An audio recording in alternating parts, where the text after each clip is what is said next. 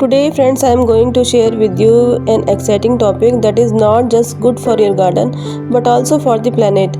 How to use your kitchen waste easily and effectively.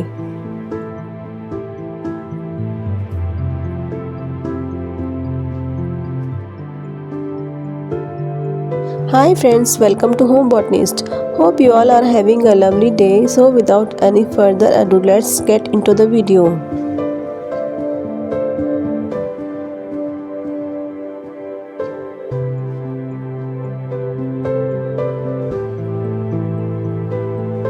Friends, आज की इस video में आपके साथ एक ऐसा इजी और प्रैक्टिकल मेथड शेयर करने वाली हूँ जिससे आपके किचन से निकलने वाला वेस्ट आपके प्लांट्स के लिए न्यूट्रिशन का काम करेगा। फिर चाहे आपके कुछ पॉट हो या फिर बहुत बड़ा गार्डन, ये टिप्स सभी के लिए काम करेगी। तो चलिए स्टार्ट करते हैं।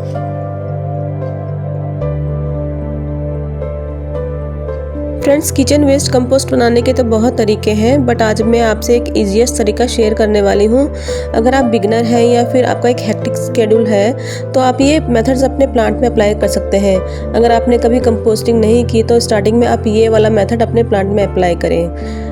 हम में से कई सारे लोग होते हैं फ्रेंड्स जो किचन वेस्ट को यूं ही फेंक देते हैं, बट आप ऐसी गलती बिल्कुल भी ना करें। ये जो वेस्ट हमारे किचन से निकलता है, जिसमें सब्जियों के छिलके हो गए, प्याज के छिलके या फ्रूट्स वगैरह के जो पील्स होते हैं, इसमें वो सारे न्यूट्रिएंट्स, माइक्रो न्यूट्रिएंट्स होते हैं जो हमारे प्लांट्स के लिए बेनिफिशियल होते हैं। किस तरह का किचन वेस्ट यूज़ करना है पहले वो देखते हैं। वेजिटेबल पील्स, फ्रूट पील्स आप सब कुछ ले सकते हैं। विंटर में तो कई सारी लीफी वेजिटेबल आती हैं तो वेस्ट भी बहुत सारा निकलता है, जैसे मटर के छिलके, प्याज के छिलके, ये सब आप ले सकते हैं। इसके अलावा आप कॉफ़ी ग्राउंड या जो लेफ्ट ओवर टी लीव्स बचती हैं आप उसको भी ले सकते हैं। बस मेक श्योर आप इसको अच्छे से वॉश करके लें, क्योंकि अगर इसमें शुगर थोड़ा सा रह जाता है तो इसमें फंगस लगने का डर होता है प्लांट में। कुक्ड फूड को आपको बिल्कुल अवॉइड करना है। इसके अलावा dairy product, meat, oily food, ये सारी चीज़ें आपको अवॉइड करनी है, क्योंकि ये जो सारी चीज़ें होती है पेस्ट को अट्रैक्ट करती है और लॉन्ग टाइम लेती है डिकम्पोज होने में। तो आप इन चीज़ों को आप अवॉइड करें।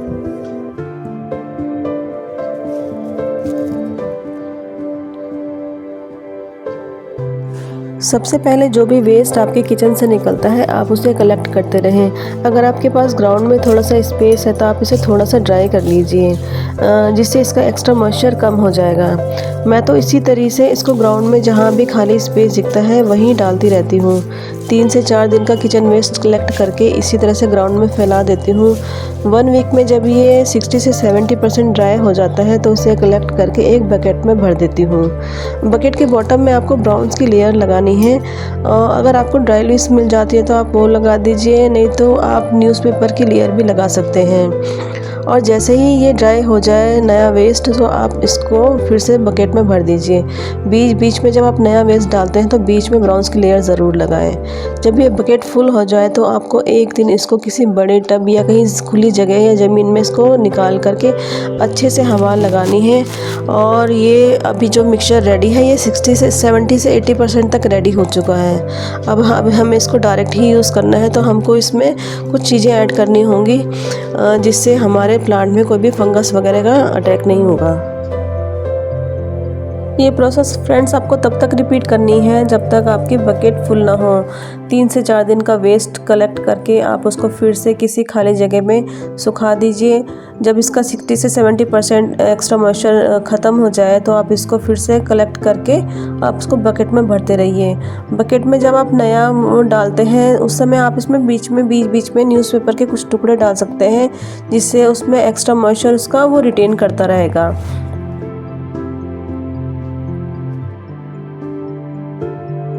जब ये बकेट फुल हो जाए तो आप एक दिन इसको किसी बड़े टब या ज़मीन में निकाल के अच्छे से हवा लगा दीजिए। अभी ये कंपोस्ट 60 से 70% तक रेडी है। हमें इसे डायरेक्ट ही यूज़ करना है, तो हम इसमें 2 चीज़ें ऐड करेंगे, नीम केक पाउडर और दूसरा वुड ऐश, जिससे अगर हम इसे डायरेक्ट ही यूज़ करें तो प्लांट में फंगस का कोई भी अटैक नहीं होगा। अब इसे यूज़ कैसे करना है वो मैं आपको बताती हूँ।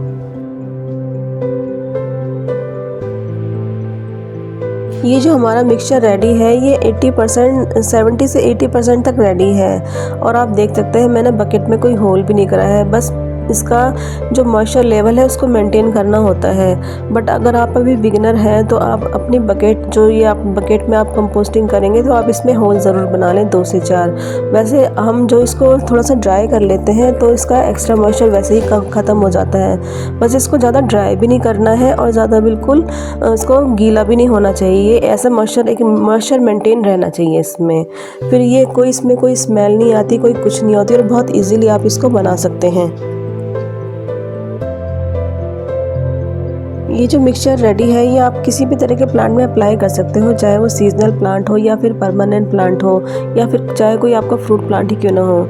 बट ये जो सीजनल प्लांट होते हैं ये बार बार चेंज करने होते हैं तो इसमें थोड़ा मुश्किल हो जाता है ये प्रोसेस करना। तो आप अपने परमानेंट प्लांट में ये प्रोसेस करें।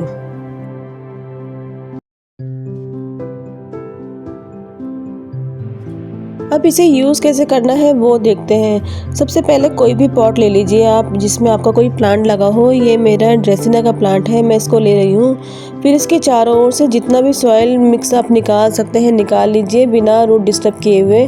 अब इसके चारों ओर ये जो हमने मिक्सचर रेडी किया है आप इसको इसमें फिल कर दीजिए और ऊपर से इसको मिट्टी से कवर कर दीजिए। चाहे तो आप इसमें हल्की सी वाटरिंग भी कर सकते हैं।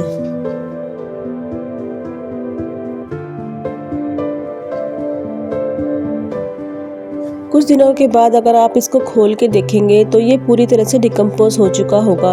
बस इसी तरह से आप चेंज कर के सब पॉट को फिल कर सकते हैं। धीरे धीरे आप देखेंगे कि सॉइल के टेक्सचर के साथ प्लांट की हेल्थ भी बेटर हो रही है। ये एक बहुत ही इजी मेथड है, अलग से कोई भी खाद डालने की ज़रूरत नहीं होती प्लांट में। प्लांट को ऑलमोस्ट सारे न्यूट्रिएंट्स मिलते रहते हैं। अगर आप अभी बिगिनर हैं तो ये मेथड आपके लिए बेस्ट है।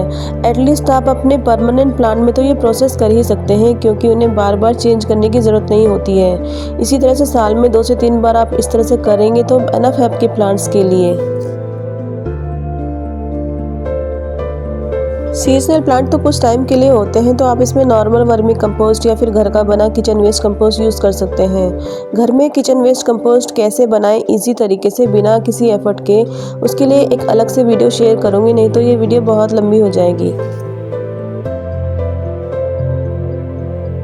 और इस तरह से आप किसी भी प्लांट को रिपोर्ट भी कर सकते हैं इस मिक्सचर के साथ में। ये मेरा रोज़मेरी का प्लांट है, आज मैं इसको रिपोर्ट करने जा रही हूँ बड़े पॉट में। तो जो हमने नया पॉट लिया है उसके बॉटम में हम थोड़ा सा नॉर्मल गार्डन सॉइल लेकर के ऊपर से इसमें इस प्लांट को निकाल करके इसमें ये जो मिक्सचर हमने रेडी किया है इसके साथ हम इसको फिल कर देंगे। तो धीरे धीरे क्या होगा, जब ये डिकम्पोज होगा तो प्लांट को न्यूट्रिएंट्स सारे मिल जाएंगे, इसको अलग से कोई भी कंपोस्ट डालने की ज़रूरत नहीं पड़ेगी और साथ ही हमारा पॉट लाइट वेट भी हो जाएगा। तो इस चीज़ के हमको 2 बेनिफिट मिलते हैं, तो आप इसको अपने प्लांट्स में ऐसे अप्लाई कर सकते हैं। ये जो मेथड मैंने आपके साथ शेयर किया है इसमें कोई भी अलग से कंपोस्टिंग करने की ज़रूरत नहीं होती है। बिना किसी एक्स्ट्रा एफर्ट के आप अपने प्लांट की हेल्थ को बनाए रख सकते हो। धीरे धीरे जब आपको एक्सपीरियंस हो जाएगा तो आप अलग से भी कंपोस्टिंग कर सकते हो। तो फ्रेंड, आज आपने देखा कि किस तरीके से बिना किसी एक्स्ट्रा एफर्ट लगाए हम अपने किचन वेस्ट को यूज़ करके अपने प्लांट की हेल्थ को बनाए रख सकते हैं और अपने घर और गार्डन को हरा भरा और तरोताज़ा रख सकते हैं। सो फ्रेंड, आज के लिए बस इतना ही। आपको कैसा लगा ये मेथड प्लीज़ कमेंट में ज़रूर बताएं। If you like this video please don't forget to like, subscribe and share with your gardening friends and hit the bell icon for more videos. Thanks for watching and happy gardening.